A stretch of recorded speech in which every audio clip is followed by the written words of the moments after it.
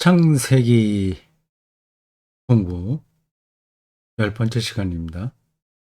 제4장 5절부터 시작됩니다.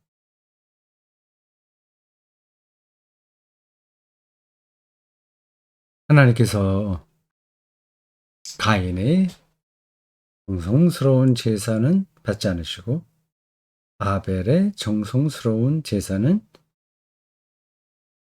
받으셨습니다. 그게 존속 살해의 단초가 되었습니다. 시발점이 되었습니다.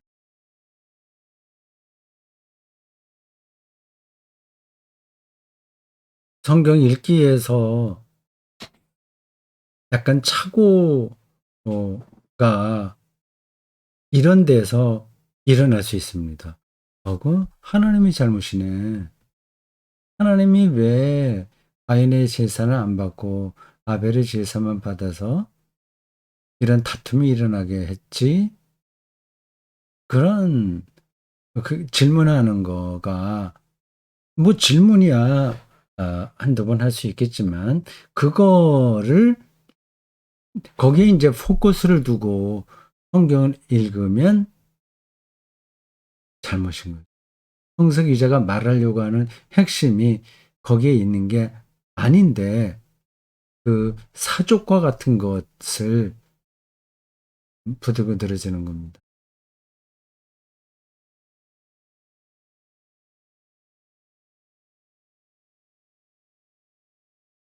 그런 상황에서 오늘 여기 5절 후반절에 보면 가인이 몹시 분하여 안색이 변하니 라는 표현이 나옵니다.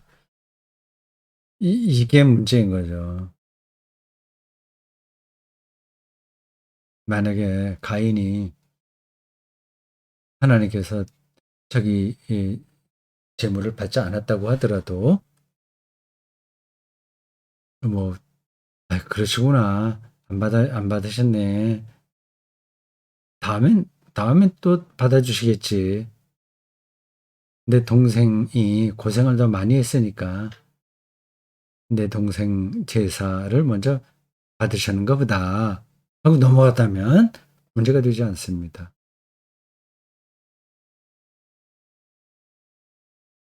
거기에 이제 가인의 한계가 있는 거죠. 모든 그 인류 전쟁도 비슷한 거 아닙니까? 기분 나쁜 거예요. 억울한 거예요. 뭐 우크라이나 전쟁 지금 러시아가 침공하고 신냉전에 하나의 상징처럼 되어 있는 전쟁도 마찬가지예요. 분한 겁니다. 그걸 안색까지 변하는 겁니다. 못 참는 거죠. 거기에는 그 정치인들의 선동도 크게 작용하겠죠.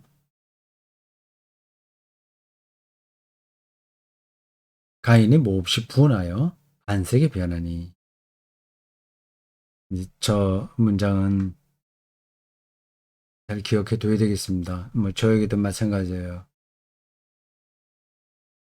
우리가 저런 상태에 떨어질 때가 정말 많거든요.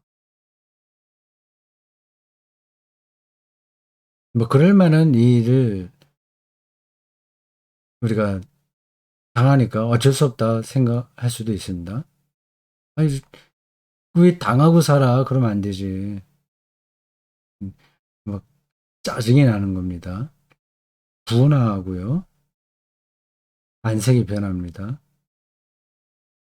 죽일 듯이 이제 상대방을 공격하죠.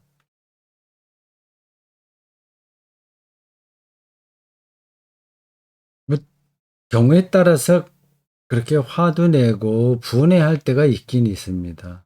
어떻게 우리가 부처처럼 살겠어요?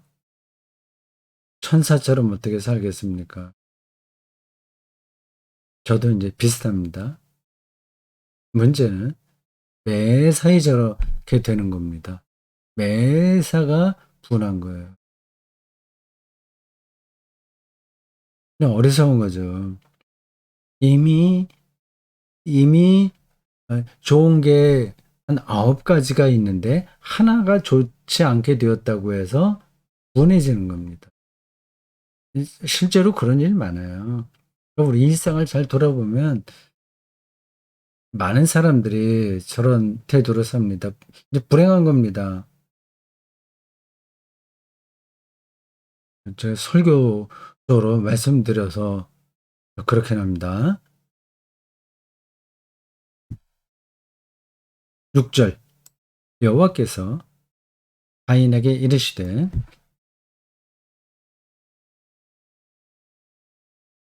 네가 분하여 함은 어찌 됨이며 안색이 변함은 어찌 됨이냐. 이 질문이 좀 우습긴 합니다. 하나님께 드린 제물이 받아들여지지 않은 것 때문에 분해야 하는 거를 다 아시잖아요. 근데 그렇게 물어요. 그러니까 이 텍스트가 말하려는 것은 하나님께 제물이 받아들여졌다 아니다에 있는 게 아니라는 겁니다.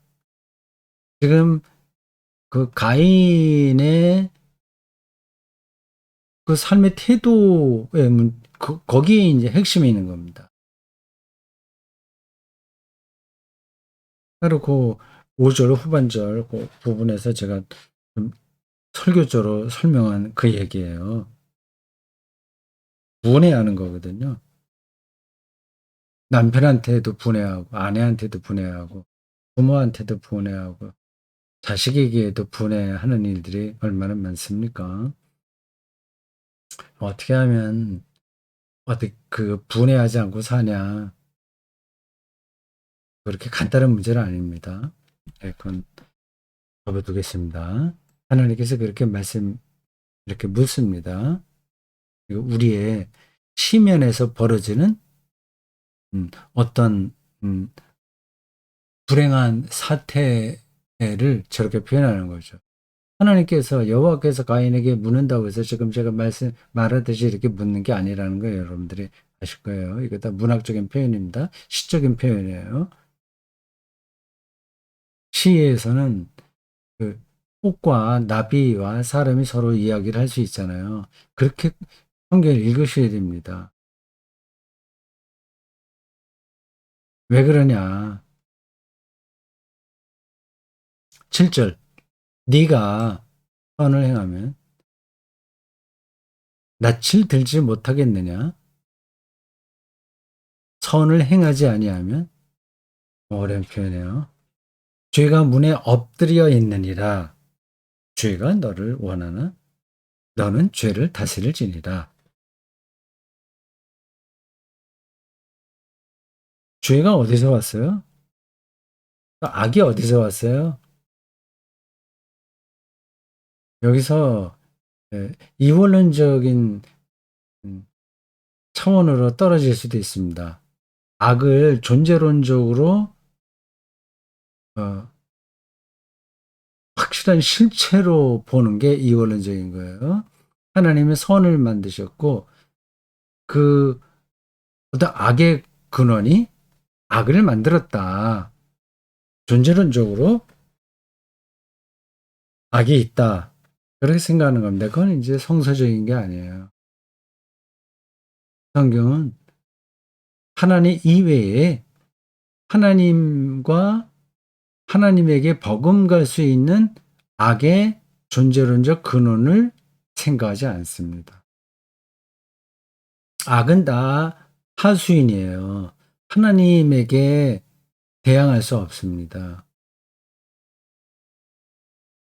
좀 이런 이야기가 이상하죠. 그럼 하나님께서 그 두 가지 문제가 제기되는 거예요. 하나님께서 첫째, 악을 만드셨단 말인가? 그런 질문이 가능해요. 하나님만이 창조주라고 한다면 그 악죄를 하나님이 뭐냐 이거죠. 그런 질문이 타당하죠. 두 번째는 하나님의 전능한 창조주라고 한다면 악이 발현됐다고 하더라도 다스려야 되지 않냐. 악이 더 이상 악을 행할 수 없게 만들어야 되지 않냐. 그런 질문이 가능한 겁니다. 네, 그것에 대한 기독교의 대답은 아직 완전한 대답을 얻지는 못했습니다. 여러 가지 방식으로 대답을 하긴 합니다. 그걸 제가 이 시간에 자세하게 설명하진 않겠어요. 죄가 문에 엎드려 있느니라. 표현이 재밌죠? 숨어 있는 거예요. 이제 들어올 수 있습니다. 아, 문에 엎드려 있다. 그럼 이제 들어오게 되면 이게 죄에 우리가 휘말리게 되는 거죠. 그 다음 표현도 재밌어요. 죄가 너를 원하나 너는 죄를 다스릴지니라. 가인이 아벨을 죽이기 전에 벌어진 장면입니다. 가인이 저 이야기를 듣고 어, 다른 선택을 할 수도 있었어요. 아벨을 죽이지 않고 다른 선택을 할 수도 있었습니다. 죄를 다스리면 됐는데 어찌 된 건지 그렇게 못하네요. 표현이 재밌어요. 죄가 너를 원하나 이 보십시오. 그러니까 가인의 입장에서 볼 때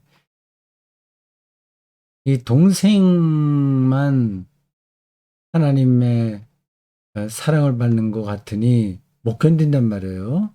분한 거예요. 평소에는 자기가 형이라고 생각해서 동생을 잘 타이르기도 하고 잘 다스렸는데 동생 대우를 해주고 자기가 형으로서 존경을 받았는데 이제 거꾸로 돼버렸잖아요. 이거는 이제 감당할 수 없는 겁니다. 그러한 분한 생각들이 이 가인의 영혼에 이제 조금씩 차기 시작해서 점점 많아지는 겁니다. 죄가 너를 원한다. 는 문장이 그러한 우리의 영적 실존을 가리키는 게 아닐까요? 죄를 다스려야죠. 죄가 없을 수는 없습니다. 우리가 분해하지 않을 수는 없어요. 사람에 따라서 차이가 있긴 있으나, 그렇습니다. 질투하고요, 어, 경쟁심이 발동하고요. 하여튼 그런 거 있지 않습니까? 내가 누구와의 경쟁에서 졌을 때 피해의식이 있잖아요. 두루두루 여러 가지 점에서 그렇습니다. 어느 누구도 죄가 문 앞에 와 있는, 문에 있는 그 상태를 벗어날 수는 없습니다. 문제는 그 죄를 다스리느냐, 다스리지 않느냐에 있습니다. 우리가 뉴스를 통해서 벌어지는 이 사회의 모든 파렴치한 일들이 반드시 그 사람들에게만 일어나는 것은 아닙니다. 모두에게 그런 가능성은 있습니다. 죄가 문 앞에 엎드려 있거든요.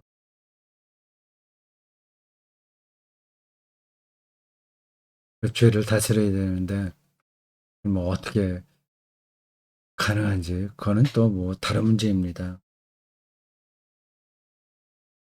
기도하면 다 되지 이런 말로 해결이 되지 않습니다. 자, 8절.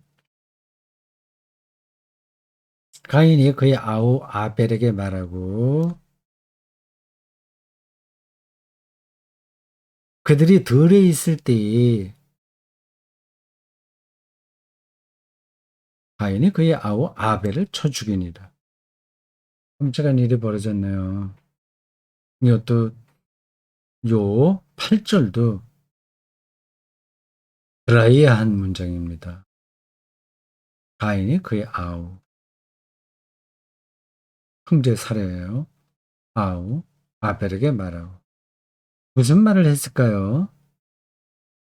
너 하나님께 제사 드릴 때 양을 어떻게 골랐지? 라든지, 아니면 뭐 아침은 먹었냐? 뭐 그런 얘기를 했을까요? 아니면 나하고 같이 들러 가자.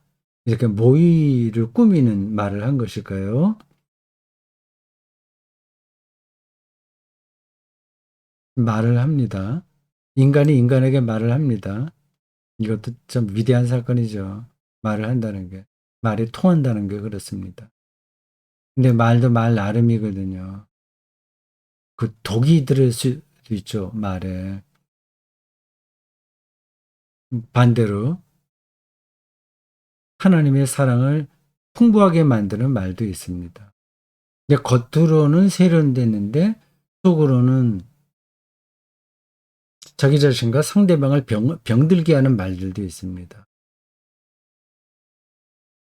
우리나라 정치에서는 말들이 너무 난폭한 것 같아요.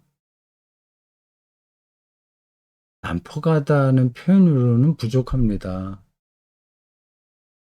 완전히 상대방을 악마화하는 방식의 말들이 오갑니다. 제가 뭐 양비론을 펼칠 생각은 없어요.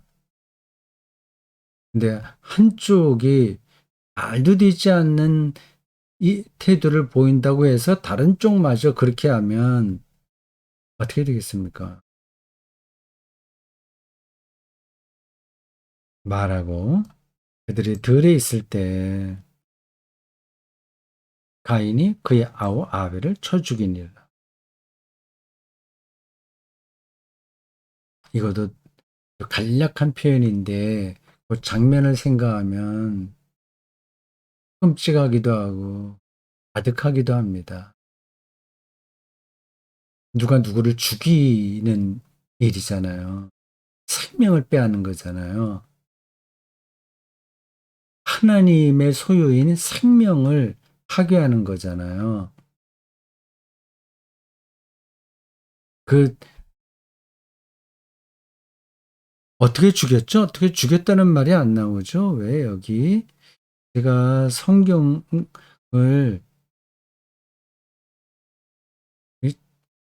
매일 자세하게 읽지 않아서 그런지 그 장면이 잘 머릿속에 그려지지 않습니다. 그냥 일반적으로 알고 있기로는 가인이 아벨을 돌로 쳐서 죽인 거거든요. 근데 여기는 그 얘기가 안 나오네요. 여기 말고 다른 단락에서 나오나요? 아니면 뭐 신약 성경 어디 다른 데서 나오나요? 제가 지금 그게 기억이 전혀 나지 않습니다. 머리에 그려져 있는 그림으로 본다면 돌로 가인이 아벨 동생을 쳐서 죽이는 거거든요. 여기 오늘 여기 본문에는 나오지 않습니다.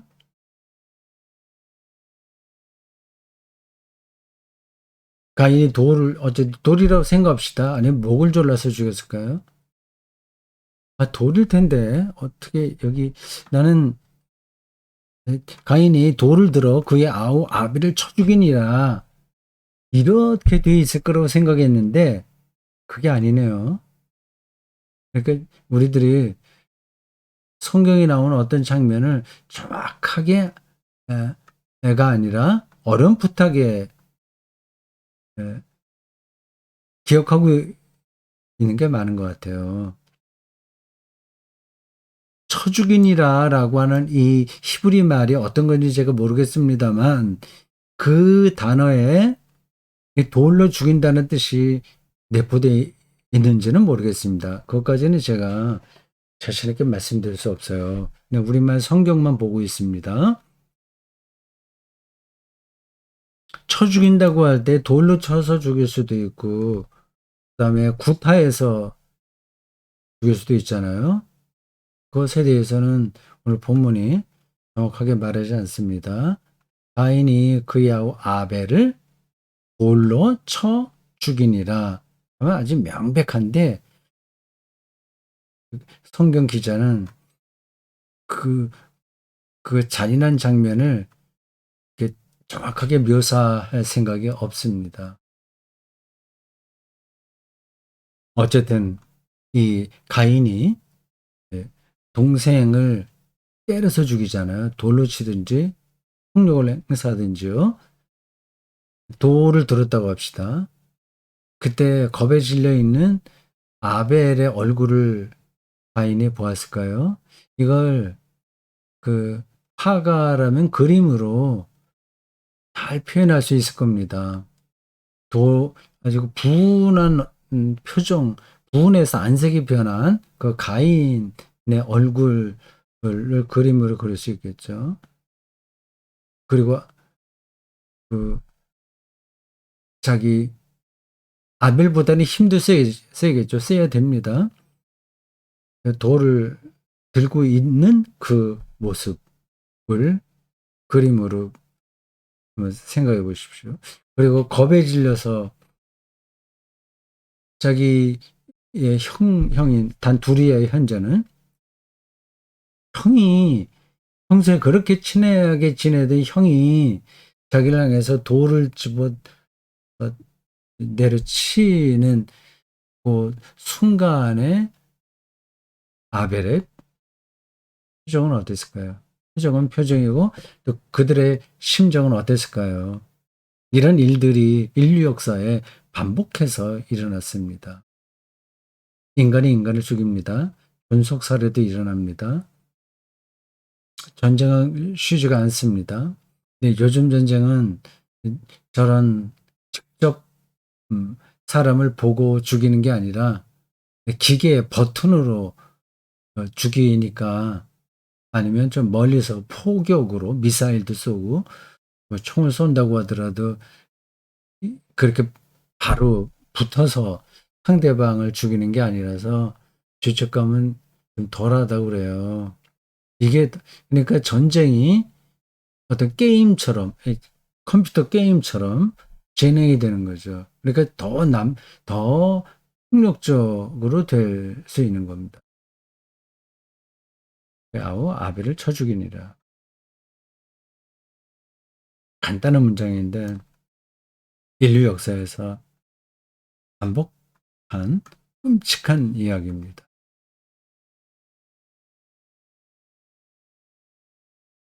여호와께서 9절입니다. 가인에게 이르시되 네 아우 아벨이 어디 있느냐? 그가 이르되 내가 알지 못하나이다. 내가 내 아우를 지키는 자니까. 유명한 문장입니다. 아주 유명한 구절입니다. 내가 알지 못하나이다. 내가 내 아우를 지키는 자니까.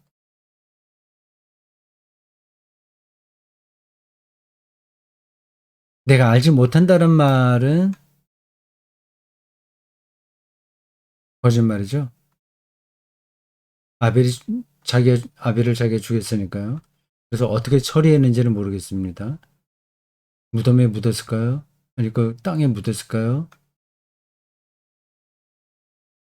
내가 알지 못한다는 말 이게 거짓말이긴 한데 근데 또 요 말 자체만 놓고 본다면 틀린 건 아니에요. 지금은 자기 모르니까 아벨이 어디 있는지. 그 살인 사건이 이미 끝나고 이제는 다르게 생활하고 있는 가인이니까 지금 당장은 아벨이 어디 있는지 모른다는 말은 또 그 말 자체는 틀린 게 아닙니다. 이 말이라고 하는 게 그렇습니다. 아와 어가 다르다고 하지 않습니까? 어떤 말, 단어, 그 문장이 실체적 진실을 얘기하는지 아니면 표면적인 진실만 이야기하는지는 그게 간단한 문제가 아닙니다. 그래서 그 표면적인 사실 안에 숨는 경우가 많죠. 그럼 나는 모릅니다. 이 앞에서는 알았는데 지금은 모릅니다.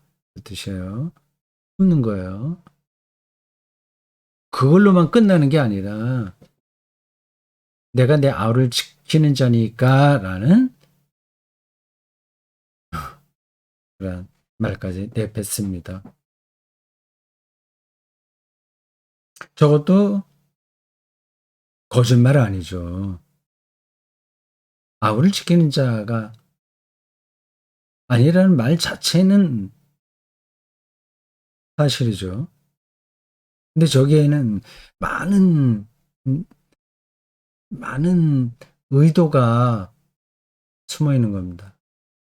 하나님을 향한 불만이 저기 있는 거예요.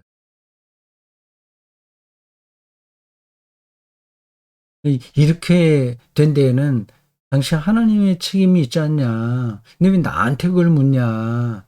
내가 그를 지키는 자냐? 지키는 자는 바로 당신 아니냐? 근데 왜 나에게 묻냐? 이런 등등의 불만들이 저 말 속에 들어 있습니다.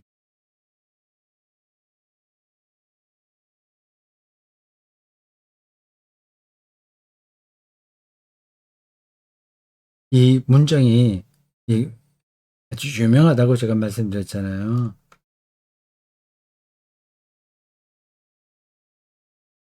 예를 들어 볼게요. 이, 저 문장은 다음과 같은 의미도 포함하고 있습니다. 지금 기후변화다, 뭐다 해서 어, 여러 가지 위기를 이야기하잖아요.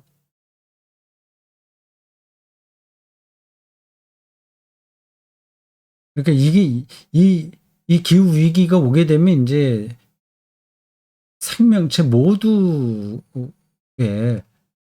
그 존재 근거가 위협받는 겁니다. 뭐 자세한 내용이야 여러분들이 다 아시니까 제가 설명할 필요도 없습니다. 이게 내 책임 아니다. 모두들 그렇게 얘기하잖아요. 내가 내 아우를 지키는 자니까 라는 말을 늘 우리는 입에 달고 삽니다. 기후위기?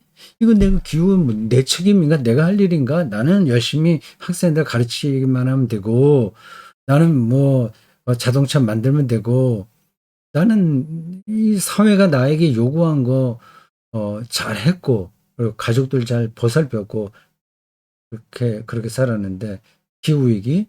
이건 내가 이 지구 생태계를 지키는 자인가?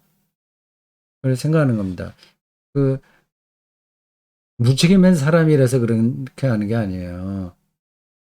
이건 도덕성이라든지 인격하고도 상관없습니다. 이 시대가 우리를 그렇게 만들고 있죠.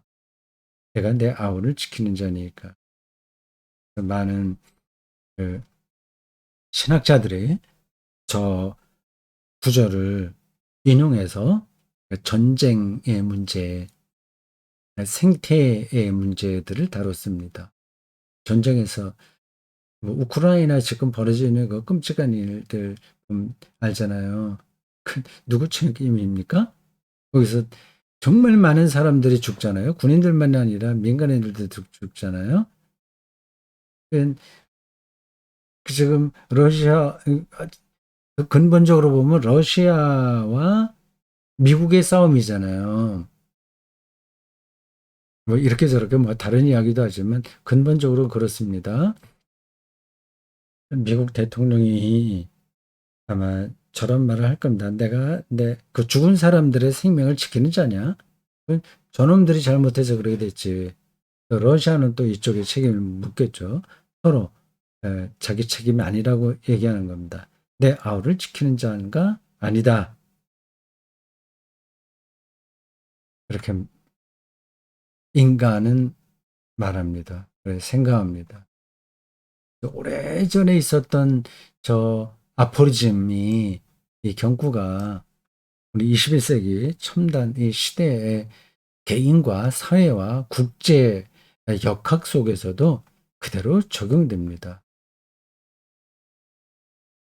인간의 한계죠.